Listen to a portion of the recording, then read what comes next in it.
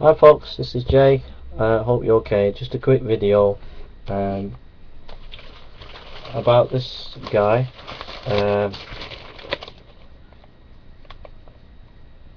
He's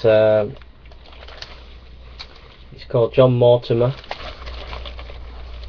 and I just want to read about his life. He's a well-known writer in Great Britain. He said John Mortimer was a hugely talented writer and barrister, clever, witty, mischievous, naughty, jolly, charming and funny, an immensely lovable man who was irresistible to woman and inspired affection in almost everyone who met him, including me. I knew him well for many years and have a sheaf of affectionate cards and letters that he sent to me over the years. But sadly I discovered to the very different man when I started to write his biography in 2003, initially with his blessing. When the book was eventually published in 2005, it was so critical of him and his immoral behaviour that he was urged by the relatives and friends to sue me. I can't, he said miserably. Why not? Because it's all true. It was indeed all true. All the stories of his immense selfishness, his constant infidelities, his betrayals of both of his wives as well as friends and colleagues, his cruelties, his cowardice. Worst of all, perhaps, I came to realise that his career as a crusading barrister in the 60s and 70s did a great deal to create the broken society that we have in Britain today. When John died in 2009, one starry-eyed obituary after another hailed him as a champion of free speech whose defence in court of obscene and blasphemous books and magazines had allowed the British to throw off the repressive shackles of the past. But in reality his campaign to sweep away our long-held standards and his contempt for the law as it was then infected British life with a disastrously selfish anything-goes philosophy. Thanks to Mortimer and others of the liberal intelligentsia, many of our old standards began to crumble.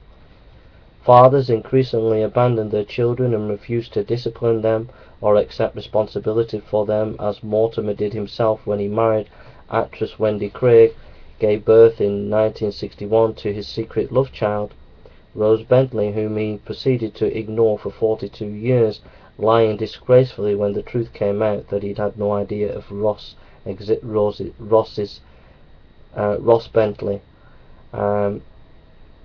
Truth came out that he had no idea of Ross' existence. Of course he knew. It was common knowledge for decades in the theatre world. 3 people told me about it in just one day, among them 2 of his ex-mistresses. Mortimer's part in this corruption of our values began in 1968, when he successfully defended in court a revolting, sleazy American novel, Last Exit to Brooklyn. This book described in graphic detail the brutal, degraded lives of teenage prostitutes, homosexual rent boys, transvestites, rapists, drug addicts, and the like in the slums of the 50s New York.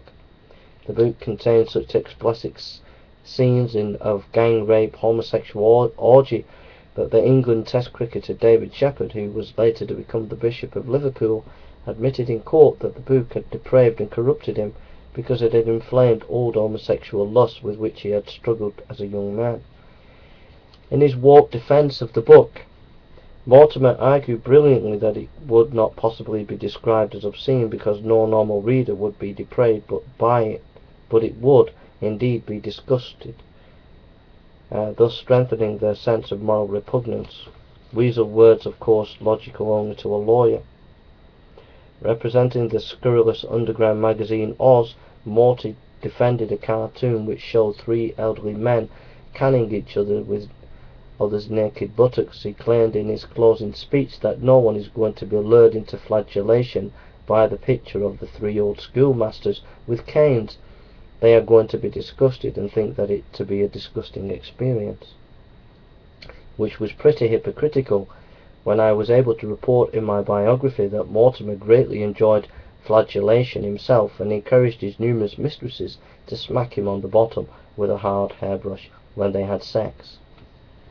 One of them, Molly Parkin, told me that after 2 hours of heavy whacking she had to beg him to let her stop because she was getting tennis elbow. And basically The article's by Graham Lord, called Secrets the Stars Let Slip, and it's on a number of writers, Graham Greene. It's in the Daily Mail. Sorry.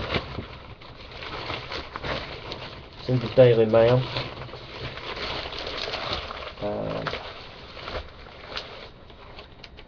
Tuesday, August the 7th, 2012. If you want to Google it and read it for yourself.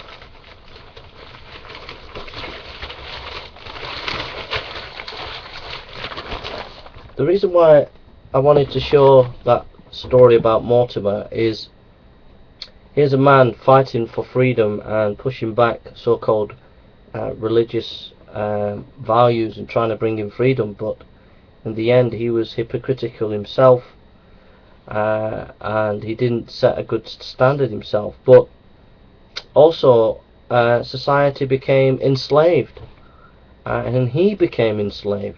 You know, an example is standing up for a magazine that had a picture of flagellation, and yet he was enslaved himself, Mortimer, to flagellation.